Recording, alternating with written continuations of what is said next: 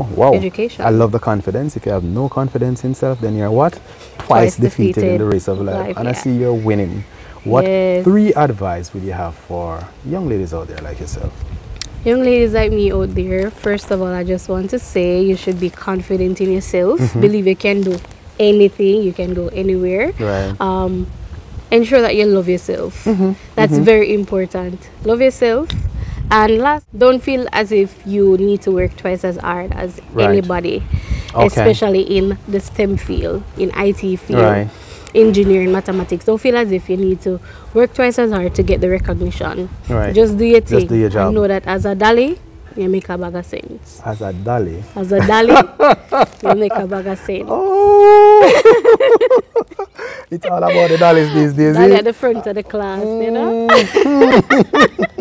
Okay, so up to the Ken them. I just left the Ken them outside. Ken just them the dolly. Ken them out. All right. I am watching. I'll have you know, myself and my team, we're watching you. We see where we're going, and we admire you for it. We admire you for your drive. We admire you for your courage, because a lot of us get lost in where we want to be because we do not have the courage to go for it and take it. So you're making that leap, you're making that jump.